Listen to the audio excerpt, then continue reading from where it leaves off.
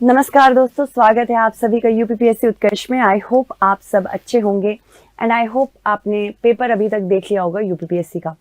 जिन बच्चों ने already paper attempt कर लिया है इस साल का, अच्छी बात है। जिन्होंने अभी तक नहीं देखा, एक बार पेपर देख लीजिएगा, क्योंकि पेपर इंपॉर्टेंट है। जब तक पेपर नहीं देखेंगे तब तक आपको समझ नहीं आएगा कैसे क्वेश्चंस आते हैं। तो मैप सेक्शन से आपने ये जरूर नोटिस किया होगा कि काफी सारे क्वेश्चन आए हैं। मानचित्र से काफी सारे प्रश्नों का इस बार हमने एक तरह से पैटर्न देखा, जो कि one of the biggest important, most important part माना जाता है भूगोल का। चाहे वो भारत का भूगोल हो, चाहे वो विश्व का भूगोल हो। तो भारत के भूगोल से आज हम शुरू कर रहे हैं। ज्योग्राफी के लिए मुझे लगता था कि कोई ऐसी क्लासेस होनी चाहिए आप लोगों के लिए, जिसकी वजह से आप प्रॉपर प्रैक्टिस भी कर सकें और पैटर्न भी बना सकें, कॉन्सेप्चुअल क्लैरिटी भी आ सके, साथ ही साथ एक अंडरस्टैंडिंग भी डेवलप हो सके। तो उसी को मद्देनजर रखते हुए यूपीपीएससी के लिए हम ये सीरीज लेके आए हैं। ये आपकी मंडे टू सैटरडे सीरीज चलेगी और इसमें मैप के जरिए किस तरह से क्लासेस को, मैप के जरिए किस तरह से कॉन्सेप्ट को समझना है, क्लासेस को संचालन करना है, वो मैं आपको बताऊंगी। इसी के साथ साथ मैं आपको कुछ इंटरेस्टिंग फैक्ट्स बताते बताते बहुत सारे क्वेश्चंस भी सॉल्व कराऊंगी। ये लग तो रहे होंगे basic questions, that's good, but आगे चलते चलते हम देखेंगे यही फिर स्टेटमेंट बेस्ड क्वेश्चंस भी बनेंगे। तो आपकी प्रॉपर प्रिपरेशन प्रीलिम्स के लिए, मेंस के लिए काफी अच्छी होने वाली है। बस आपको ये क्लासेस रेगुलर देखनी है, ठीक है। तो विदाउट एनी फर्दर डिले शुरू करते हैं आज की क्लास। और जो बच्चे हमारे साथ जुड़ रहे हैं उनसे मैं रिक्वेस्ट करूंगी कि प्लीज आप लोग एक काम जरूर करना, मेरे साथ एक नोटबुक जरूर बनाइएगा मेरी क्लास के साथ, ताकि आपको खुद भी बनाने में आसानी हो, क्योंकि मैप में आपको भारत का नक्शा बनाना आना चाहिए। साथ ही साथ आपको पता होना चाहिए कि किस तरह से कोई रिवर मूव करती है, ताकि आप left bank, right bank, tributaries, यानी कि जब अरेंजमेंट का क्वेश्चन आता है ना कि दाएं से बाएं और बाएं से दाएं आपको करना होता है अरेंजमेंट, किस प्रकार से करना है, उसमें आपको मदद मिलती है, ठीक है। तो आज जिसके बारे में हम पढ़ेंगे ये है सिंधु नदी के बारे में। सिंधु नदी, मेरी प्रणाली और शैली जो होती है वो इंग्लिश और हिंदी दोनों में है, पर ज्यादातर हिंदी के बच्चों के लिए हम काम कर रहे हैं। तो बाइलिंगुअल के लिए भी आप अगर अवेलेबल हैं तो कोई दिक्कत नहीं है। सिंधु नदी, सिंधु नदी, अगर सिंधु नदी की बात करें तो ये 3100 किलोमीटर से ऊपर की लंबाई रखती है। पर अगर भारत की बात करें तो भारत में बॉर्डर्स तक 800 किलोमीटर की लंबाई रखती है, ठीक है। ये एक बहुत ही इंपॉर्टेंट हिमालयन रिवर है, यानी कि हिमालय से होकर गुजरती है। और इसका स्रोत जो है, क्योंकि एक हिमनद है, एक ग्लेशियर है, इसीलिए ये पेरेनियल रिवर मानी जाती है। हिमनद, जिस भी नदी का स्रोत हिमनद होता है, ग्लेशियर होते हैं, वो पेरेनियल मानी जाती हैं, ठीक है। तो बेसिक चीजें आपको पता होनी चाहिए। और ज्यादातर अगर हम प्रायद्वीपीय भारत की नदियों की बात करें, इनके स्रोत हिमनद नहीं होते हैं। ये ज्यादातर साउथ वेस्ट मानसून, यानी कि दक्षिण पश्चिमी मानसून पर निर्भर करती हैं। तो इसी वजह से ये नॉन पेरेनियल हो जाती है या सीजनल हो जाती है, मौसमी हो जाती है। तो हिमनद, कौन सा हिमनद है यहाँ पे जो हमें याद होना चाहिए सिंधु नदी के लिए, वो है बुखारचू, बुखारचू ग्लेशियर या बुखारचू हिमनद, ठीक है। तो इसको याद रखिएगा। अब हम आपको मानचित्रण पे भी बताएंगे। दूसरी चीज, जब भी कोई नदी निकलती है वो अचानक से नदी नहीं बनती है बेटा, उसको बनने में टाइम लगता है। तो छोटी छोटी धाराओं से मिलके ही वो नदी निर्मित होती है। तो बुखारचू से तो एक धारा निकलती है, साथ ही साथ ये मानसरोवर के पास से भी एक धारा लेके निकलती है। तो इसी वजह से आपने सुना होगा कि मानसरोवर झील के पास से निकलती है। तो बुखारचू से एक धारा निकलती है, एक धारा आपकी राक्षस ताल के बगल वाली मानसरोवर झील से निकलती है। तो मानसरोवर झील की अगर बात करें तो यहाँ है मानसरोवर झील, इसी के बगल में राक्षस ताल है। दोनों से रिलेटेड एक बहुत इंपॉर्टेंट और इंटरेस्टिंग फैक्ट है, वो मैं आगे चल के आपको बताऊंगी, ठीक है। तो ये हिमनद से निकलती है। ये है आपका कैलाश रेंज, जो कि तिब्बत के पठार पे है, तिब्बती पठार। और तिब्बती पठार के बारे में हम जानते हैं कि विश्व का सबसे बड़ा पठार है ये। तो ये है तिब्बती पठार, ये विश्व का बेटा सबसे बड़ा पठार है, इसको याद रखना, विश्व का सबसे बड़ा पठार। कभी कभी यूपीपीएससी बहुत ज्यादा बेसिक क्वेश्चन पूछ लेता है, तो बेसिक भी पता होने चाहिए। इस बार तो पेपर काफी अच्छा बनाया था, मतलब पेपर का स्तर काफी अच्छा था, कठिन था पर स्तर अच्छा था। ठीक है। तो यही कैलाश के पास बैठी है मानसरोवर झील। ये क्या है? मानसरोवर झील। कैलाश मानसरोवर यात्रा ऐसे ही होती है, इन्हीं दोनों के लिए होती है। यहाँ पे है बुखारचू ग्लेशियर, बुखारचू हिमनद। एक धारा बुखारचू से, दूसरी धारा मानसरोवर से बन के निकलती है सिंधु नदी। सिंधु नदी उत्तर पश्चिम की ओर बहना शुरू करती है और भारत में डेमचोक के पास से, याद रखिएगा ये काफी ज्यादा चर्चा में भी रहा है डेमचोक, क्योंकि भारत और चीन के बीच में लंबे समय से इस क्षेत्र को लेके ऊपर नीचे होता रहता है। यहाँ पे अलग मतलब यहाँ पे जो भारत चीन का पूरा बॉर्डर है, इसकी अलग कहानी है। जब इंटरनेशनल रिलेशंस पढ़ेंगे, अंतर्राष्ट्रीय संबंध पढ़ेंगे, तो उसमें आप समझ जाएंगे। तो डेमचोक के पास से ये भारत में प्रवेश करती है। फिर इसी प्रकार से चलते चलते भारत के गिलगिट बल्तिस्तान से होके ये पाकिस्तान में प्रवेश करती है। जब ये भारत में बहती है तो ये काराकोरम श्रृंखला, पर्वत श्रृंखलाओं के बीच में, और लद्दाख श्रृंखलाओं के बीच में बहती है। तो इसको याद रखना है कि काराकोरम पर्वतमाला,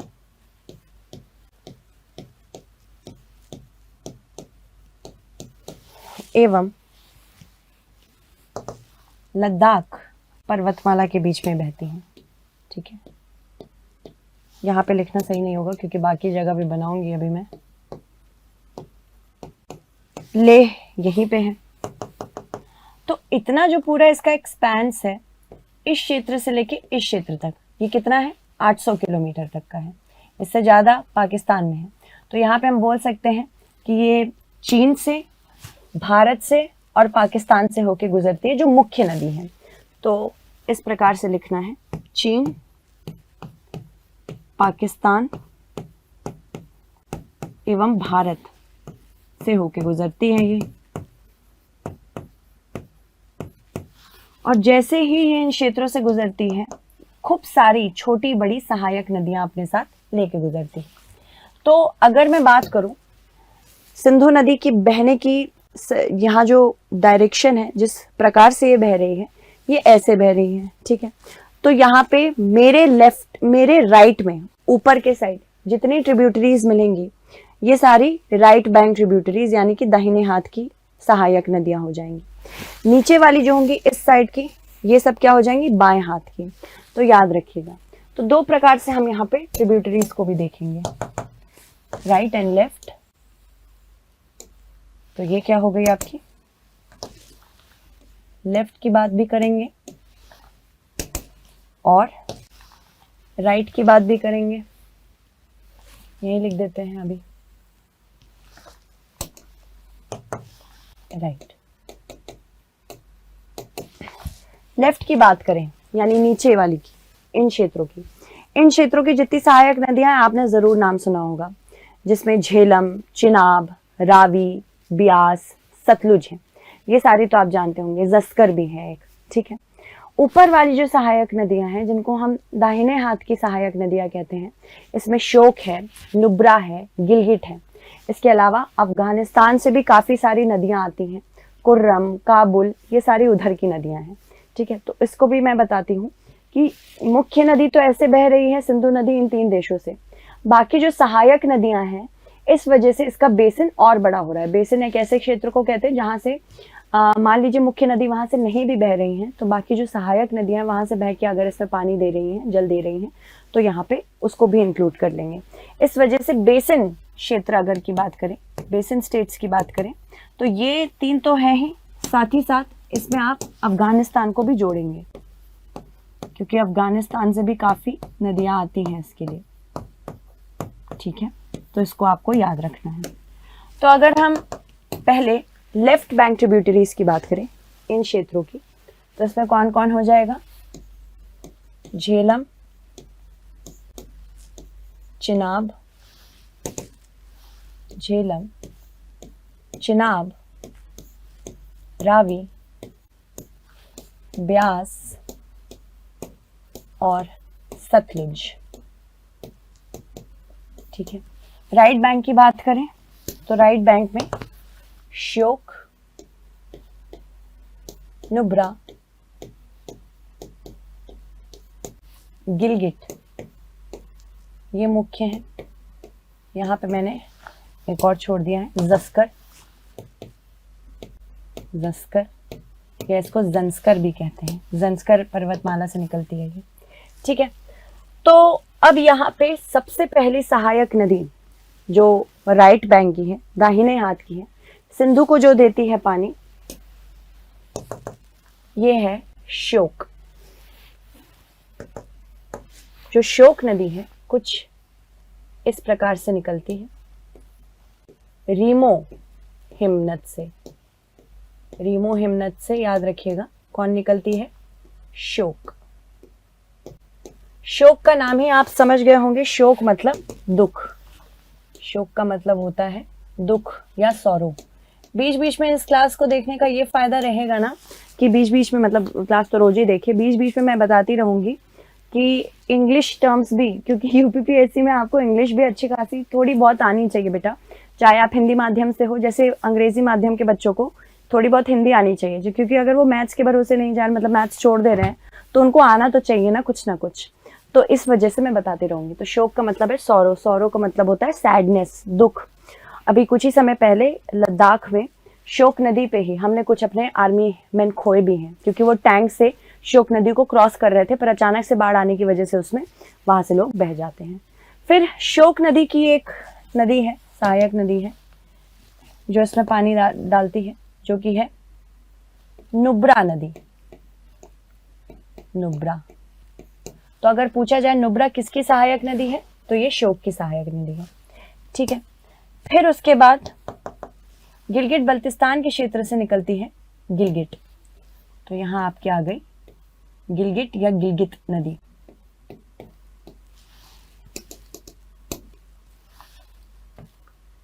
गिलगिट, ठीक है, उसके बाद ये पाकिस्तान एंटर कर जाती है। नाउ अब हमको पता है ये ऐसा क्षेत्र है जहां खूब सारे हिमनद प्रस्तुत हैं। यहीं पे एक और बहुत ही इंपॉर्टेंट ट्रैक्ट है जिसको हम कहते हैं शक्सगम ट्रैक्ट। इस बार शायद क्वेश्चन भी आया था, यहीं पे शक्सगम ट्रैक्ट है। शक्सगम ट्रैक्ट डिस्प्यूट किया गया है, क्यों? क्योंकि पाकिस्तान ने जब इस क्षेत्र को कब्जाया था तो शक्सगम के लिए एक संधि बनाई थी 1963 में। संधि के अंतर्गत काफी बड़ा हिस्सा इन्होंने चीन को भी दे दिया था। चलिए वो हमारी बात की बात है, पर मैं आपको बता देती हूँ ऐसे ही। दूसरी बात, यही जस्कर श्रृंखला से एक और नदी निकलती है जो कि इसकी बाएं हाथ की एक सहायक नदी है, जिसका खुद का नाम है जस्कर। जस्कर नदी। अब जो मेजर नदियां हैं, जो मुख्य नदियां हैं, जिनके बारे में आपने बहुत सुना होगा, उनके बारे में बात करते हैं। सबसे पहले हम बात करेंगे झेलम के बारे में। झेलम पीर पंजाल के पास से, पीर पंजाल रेंज जो है, कौन से हैं ये याद रखिएगा,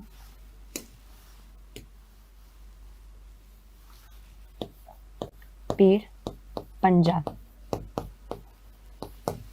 पीर पंजाल के पास से एक स्प्रिंग है जिसका नाम है वेरीनाग स्प्रिंग, सुना होगा शायद आप लोगों ने। ठीक है, तो यहीं पे लिख देते, छोटा सा, बहुत छोटा नहीं लिखना चाह रहे क्योंकि फिर बच्चों को देखने में प्रॉब्लम होगी। वेरीनाग, और फिर वेरीनाग स्प्रिंग से निकलती है झेलम। यहीं पे झेलम जब निकलती है तो एक छोटी सी लेक मिलती है इसको, जिसका नाम है वूलर झील। सुना होगा शायद नाम आप लोगों ने, ये है वूलर झील। वूलर झील की एक खास बात है कि वूलर झील जो है ये इंडिया की लार्जेस्ट फ्रेश वाटर लेक है। ठीक है, तो उसको याद रखिएगा, ये भारत की सबसे बड़ी मीठे पानी की झील है।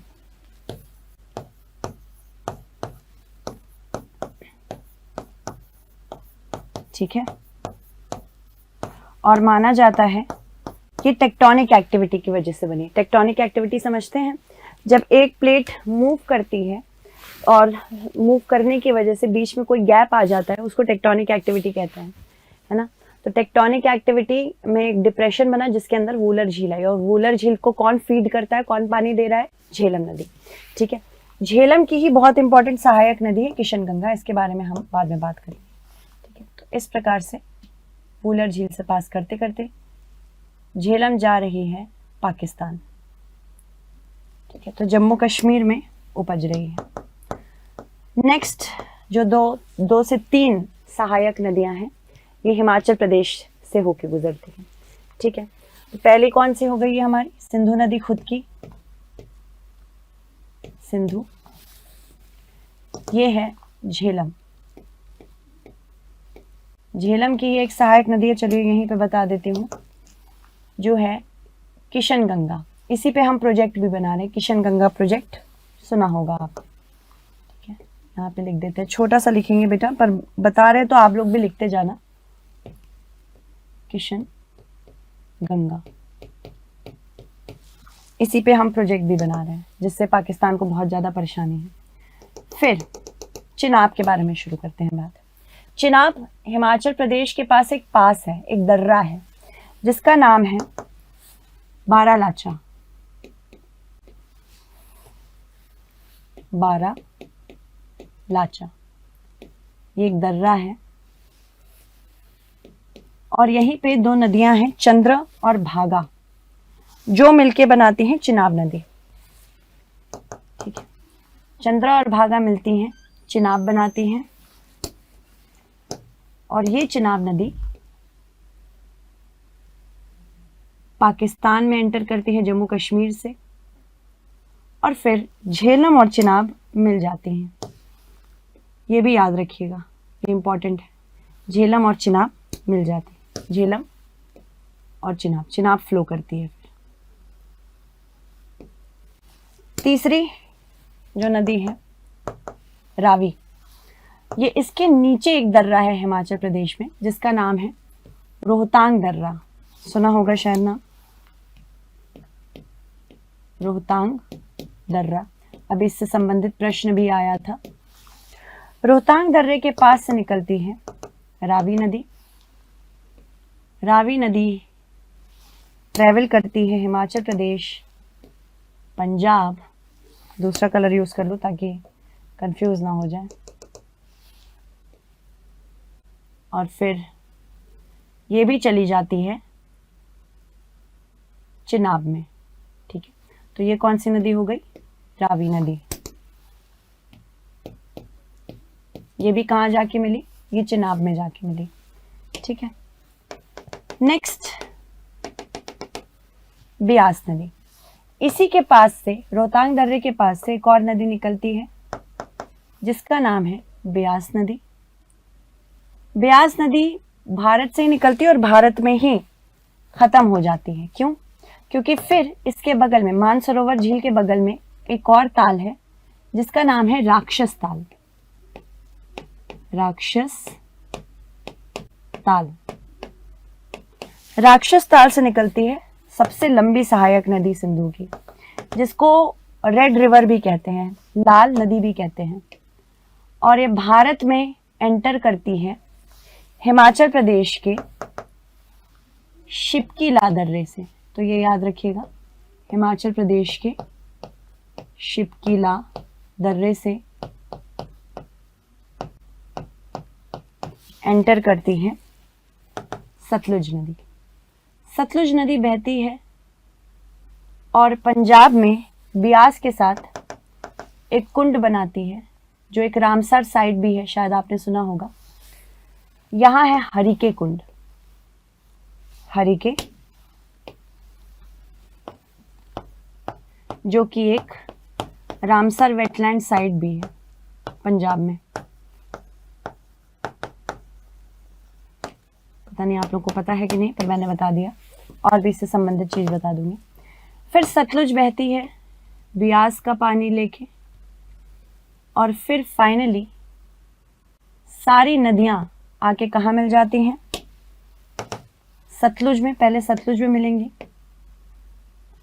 और ऊपर से सिंधु नदी जो कि अब दक्षिण के क्षेत्र में जा रही है, मिठानकोट के पास सतलुज नदी झेलम, चिनाब, रावी, ब्यास और खुद का पानी लेके मिठानकोट के पास पाकिस्तान में, ये मिठानकोट की जगह है, मिठानकोट पाकिस्तान में मिल जाती है और इसी को हम कहते हैं पंजनाद। ठीक है, पंजनाद, तो इसको आपको याद रखना है। फिर इस सबका पानी कलेक्ट करके सिंधु नदी बह जाती है अरब सागर में। तो ये एक ऐसी हिमालयन रिवर है जो कि अरब सागर में चली जाती है, तो इसको याद रखना है क्योंकि क्वेश्चंस बनते हैं इससे, इसीलिए ये इंपॉर्टेंट है। ठीक है, इसके अलावा बाकी जो नदियां आती हैं वो भी कुर्रम, काबुल, ये सारी भी आके सिंधु नदी में मिलती है अफगानिस्तान से। अगर बात करते हैं सिंधु नदी, सिंधु नदी का एक नाम है, जब ये निकलती है तो इसको सिंघी खंबाई कहते हैं। सिंघी खंबाई, ये कहाँ इस नाम से जानी जाती है? तिब्बत में, यानी कि लायंस माउथ। लायंस माउथ, जैसे सिंह का मुंह होता है, कुछ इस प्रकार से। इसी प्रकार से सतलुज नदी जो है इसको रेड रिवर कहते हैं। सतलुज को किस नाम से जानी जाती है? लाल नदी। ये सारी चीजें भी आपको पता होना चाहिए। टोटल एरिया की बात करें, वर्ग किलोमीटर की बात करें, तो सिंधु नदी अपनी सारी सहायक नदियों के साथ मिलके अप्रोक्सीमेटली 11,65,000 वर्ग किलोमीटर का क्षेत्रफल रखती हैं। तो ये भी आपके लिए जानना जरूरी है। किशन गंगा जो कि झेलम की बहुत ज्यादा इंपॉर्टेंट सहायक नदी है, इसी को हम एक और नाम से जानते हैं जिसको हम कहते हैं नीलम। यहाँ पे हमने एक डैम बनाया है, पर ये डैम अभी डिस्प्यूटेड है। इसके अलावा चिनाब पे भी हमने एक बहुत इंपॉर्टेंट डैम बनाया है जिसका नाम है रतले डैम। चिनाब के लिए सुना होगा, रतले डैम है। और जो ये रतले डैम है और किशन गंगा के ऊपर जो हमने डैम बनाया है, किशन गंगा डैम, ये दोनों run of the river dam है, यानी कि ये पानी के फ्लो को किसी भी प्रकार से तोड़ते नहीं हैं, इधर उधर चैनल नहीं करते हैं। पर पाकिस्तान ने इसके ऊपर क्वेश्चंस उठाए हैं। क्यों? क्योंकि जो हमारी इंडस वाटर ट्रीटी है, सिंधु नदी संधि है, उसके अंतर्गत पाकिस्तान कहता है कि भारत जो ऊपर वाली क्षेत्र की नदियां हैं, यानी कि सिंधु, चिनाब और झेलम, उसका गलत इस्तेमाल कर रहा है। अब इसके बारे में भी हम चर्चा कर लेते हैं क्योंकि आपके क्वेश्चन आ सकते हैं इससे संबंधित। तो सिंधु नदी संधि के बारे में बात करते हैं।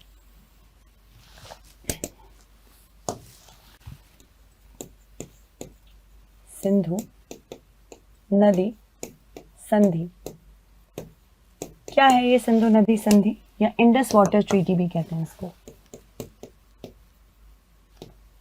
इंडस वाटर ट्रीटी हस्ताक्षर कब हुआ है इसका? इसको हस्ताक्षरित कब किया गया है?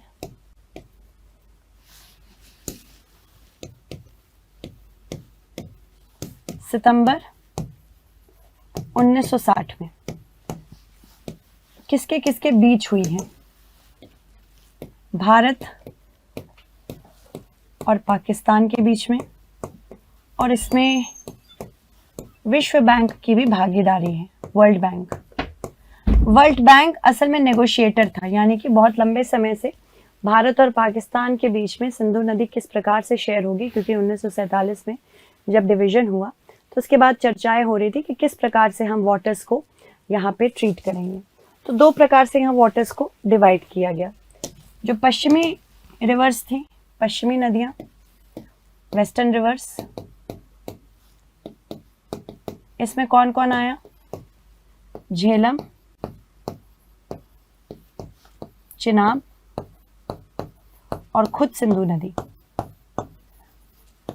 और जो दूसरी थी ईस्टर्न रिवर्स, पूर्वी नदियां, इसमें कौन कौन आया? रावी, ब्यास और सतलुज। रावी, ब्यास और सतलुज। तो यहाँ पे अकॉर्डिंग टू द ट्रीटी, संधि के अकॉर्डिंग, हमें भी, भारत को भी झेलम, चिनाब और सिंधु नदी का इस्तेमाल करना अलाउड है। हालांकि ये स्पेसिफाइड लिमिट्स में होना चाहिए, इतना ज़्यादा नहीं होना चाहिए कि पाकिस्तान को फिर सिंधु नदी का फ़ायदा ही ना मिल सके, ऐसे नहीं होना चाहिए। ठीक है, तो यहाँ पे जो हमने किया है, जो डैम बनाए हैं, हमने किसी भी प्रकार से चैनल को मोड़ने की कोशिश नहीं की है। हम चाहते हैं कि जिस क्षेत्र में हम ये डैम बना रहे हैं उस क्षेत्र को हाइड्रो पावर मिले, हाइड्रो इलेक्ट्रिसिटी मिले, इरिगेशन, सिंचाई की फैसिलिटी मिले। पर यहाँ पे पाकिस्तान इसको डिस्प्यूट करता है कि आपने क्यों बनाया, क्योंकि चिनाब पे हमने क्या बनाया है? रतले बनाया है, और झेलम की सहायक नदी जो है किशन गंगा या नीलम, उस पे हमने किशन गंगा डैम बनाया है। तो इस वजह से इनको दिक्कत है और इसी वजह से दोनों के बीच में बातें नहीं बन पा रही हैं। 2016 से ही यहाँ पे काम रुका हुआ है, किसका? स्पेशली रतले का, किशन गंगा का माफ कीजिएगा, रतले भी डिस्प्यूटेड है। क्यों? क्योंकि पाकिस्तान कहता है कि भारत यहाँ पे रिवर्स को मोड़ रहा है। हालांकि आइजनहावर ने बोला है कि इंडस वाटर ट्रीटी हमारे इतने ग्लूमी टाइम्स में सबसे ज़्यादा इंपॉर्टेंट ट्रीटी है, फिर भी 2016 से ये बचा हुआ है। 3 स्तर से इसका निवारण होता है। कौन? पहला स्तर होता है, जब भी कोई डिस्प्यूट, जब भी कोई विवाद खड़ा होता है, सबसे पहले उसको क्वेश्चन कहा जाता है। ठीक है, और इसी संधि के अंतर्गत एक कमीशन है जिसका नाम है इंडस वाटर कमीशन। भारत और पाकिस्तान दोनों एक एक कमिश्नर भेजते हैं। ठीक, फिर उसके बाद अगर वो क्वेश्चन नहीं सुधरता है तो दूसरे लेवल पे आता है जिसको हम कहते हैं डिफरेंसेस, यानी कि दोनों ही कंट्रीज एक दूसरे के साथ वार्तालाप नहीं कर पा रही हैं। अब डिफरेंसेस हायर लेवल पे जाएंगे, यानी कि कोई एक न्यूट्रल एक्सपर्ट आएगा, वो इंश्योर करेगा कि भारत और पाकिस्तान के बीच में समन्वय हो। तीसरा, अगर तब भी नहीं हो पाता है तो डिस्प्यूट बन जाता है। डिस्प्यूट के लिए फिर पूरी कमीशन को लगना पड़ता है, जो कि वर्ल्ड बैंक बनाती है। वर्ल्ड बैंक यहाँ पे किसी को अवार्ड नहीं दे सकती कि हाँ आप सही हैं आप गलत, वो बस एक फैसिलिटेटर है। तो वर्ल्ड बैंक के पास बहुत ज़्यादा पावर्स नहीं है। ठीक है, चलिए काफ़ी समझ लिया हमने। अब इससे संबंधित हम प्रश्न कर लेते हैं, एक एक करके देख लेते हैं क्या प्रश्न आ सकते हैं। हाँ, मैंने आपको कहा था राक्षस ताल और मानसरोवर झील के बारे में कुछ अच्छी चीज़ें बताऊंगी। देखो, दोनों ही जैसे कि आप देख सकते हैं कैलाश रेंज के पास है, कैलाश पर्वत श्रृंखलाओं के पास है। पर मानसरोवर को होली लेक यानी कि देवता की झील कहा जाता है। क्यों? क्योंकि इसका पानी बहुत शुद्ध है, जो पीना है फ्रेश वाटर है, मीठा है। बट राक्षस ताल बहुत ज़्यादा अच्छा पानी नहीं है, इसका पानी सैलाइन है, जिसकी वजह से ये पीने लायक नहीं है। हालांकि दोनों ही ऐसी जगह पे सिचुएटेड है, ऐसे ऑल्टीट्यूड पे सिचुएटेड है जहाँ पे जियो क्लाइमेटिक सिचुएशन ऐसी ही होती है कि अगर एक झील ऐसी हो तो दूसरे को भी वैसे ही होना चाहिए, पर ऐसा नहीं है। और क्यों? इसका हमारे पास कोई साइंटिफिक रीजन नहीं है बेटा। चलिए अब संबंधित प्रश्न देख लेते हैं एक करके। आप अपना स्कोर लिखिएगा कमेंट सेक्शन में कि किसका स्कोर सही हुआ। ठीक है, बताते जाइएगा। चलिए शुरू करते हैं। सिंधु नदी किस क्षेत्र से निकलती है? ठीक, लद्दाख पठार, कैलाश पर्वतमाला, तिब्बती पठार या फिर जास्कर पर्वतमाला या जस्कर पर्वतमाला। करेक्ट आंसर क्या होगा? तिब्बती पठार। कैलाश पर्वतमाला के पास से निकलती है बुखारचू ग्लेशियर, पर स्पेसिफिकली कौन सा पठार है जहां से निकलती है? तिब्बती पठार। ठीक है, निम्नलिखित में से कौन सी नदी सिंधु की सहायक नदी नहीं है? अब यहाँ पे क्या क्वेश्चन है? सहायक नदी नहीं है। झेलम तो है बिल्कुल, सतलुज भी है, चिनाब भी है, पर चंबल नहीं है। चंबल किसकी सहायक नदी है बेटा? चंबल यमुना की सहायक नदी है। और यमुना खुद किसकी सहायक नदी है? यमुना गंगा की सहायक नदी है। यमुना और गंगा कहाँ मिलती हैं? त्रिवेणी संगम में, त्रिवेणी संगम। और यहीं पे क्या हो रहा है? कुंभ मेला हो रहा है। त्रिवेणी संगम पे भी कुंभ मेला हो रहा है, महाकुंभ हो रहा है, हर 12 साल में होता है। ठीक है, नेक्स्ट देखते हैं। सिंधु नदी कितने देश से होकर बहती है? यहाँ हमने सिर्फ सिंधु नदी की बात की है, इसका बेसमेंट रीजन नहीं पूछा है, माफ कीजिएगा कैचमेंट एरिया नहीं पूछा है। तो पहला तो भारत है, फिर पाकिस्तान है और चीन है। भारत, पाकिस्तान एवं चीन। तो कितने हो गए? भारत, पाकिस्तान, चीन तीनों मिला के 1 2 3। ठीक है, तो ऑप्शन सी यहाँ पे करेक्ट है। आई होप आप सब आंसर बता पा रहे हो।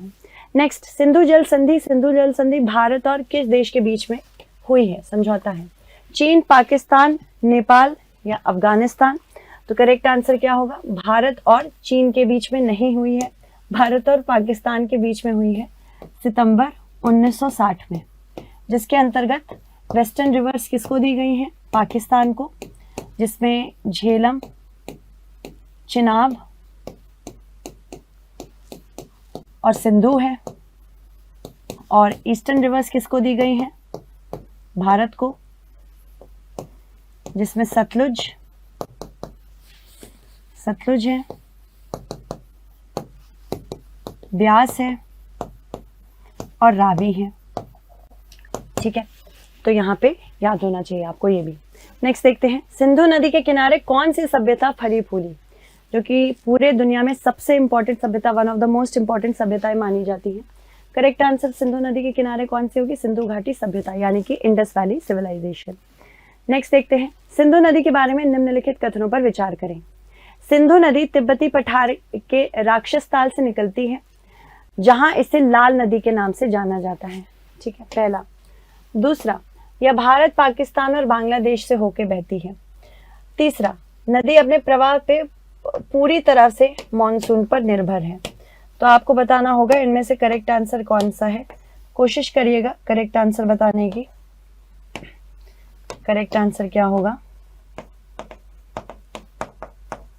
तो देखो, पहला तो गलत है, क्योंकि तिब्बत पठार से तो निकलती है, पर राक्षस ताल से नहीं निकलती है। ये मानसरोवर झील से निकलती है, मानसरोवर झील। ठीक है, और इसको लाल नदी नहीं कहा जाता, लाल नदी सतलुज को कहा जाता है। तो इतना भी पता होगा तो आप आराम से कर लोगे। इसको सिंगी खंबाई कहा जाता है। भारत, पाकिस्तान और चीन से होकर बहती है, तो चीन होना चाहिए, बांग्लादेश नहीं होना चाहिए। नदी अपने जल प्रवाह के लिए पूरी तरह से मानसून पर निर्भर है, तो कोई भी नहीं सही है, ऑप्शन डी यहाँ पे सही होगा। नेक्स्ट देखते हैं, निम्नलिखित कथनों पर विचार करें। सतलुज सिंधु नदी की सबसे बड़ी सहायक नदी है। सिंधु नदी अरब सागर में गिरती है। नुब्रा नदी और कुर्रम नदी सिंधु नदी प्रणाली का हिस्सा है। तो आपको बताना होगा कौन सा कथन सही है। नुब्रा तो भारत में ही मिल जाती है, कुर्रम ये अफगानिस्तान से आती है। तो हाँ, ये दोनों सही है, मतलब ये वाला स्टेटमेंट सही है। सिंधु नदी अरब सागर में गिरती है, ये भी सही है। और सतलुज सबसे बड़ी सहायक नदी है, ये भी सही है। तो 1, 2 और 3 तीनों यहाँ पे करेक्ट आंसर है। नेक्स्ट देखते हैं, चुनौतीपूर्ण है ये क्वेश्चंस। निम्नलिखित कथनों पर विचार करें। जास्कर नदी सिंधु नदी की एक सहायक नदी है। पहला, सिंधु नदी प्रणाली में 12मासी और गैर 12मासी दोनों नदियां शामिल हैं। सिंधु नदी का डेल्टा दुनिया का सबसे बड़े डेल्टाओं में से एक है। अब इसका आंसर क्या होगा, आप मुझे कमेंट सेक्शन में बताएंगे। ठीक है, तो thank you so much everyone. I hope आपको क्लास अच्छी लगी हो। बहुत ही जल्द आपको PDF भी मिल जाएगा इसका। नमस्कार।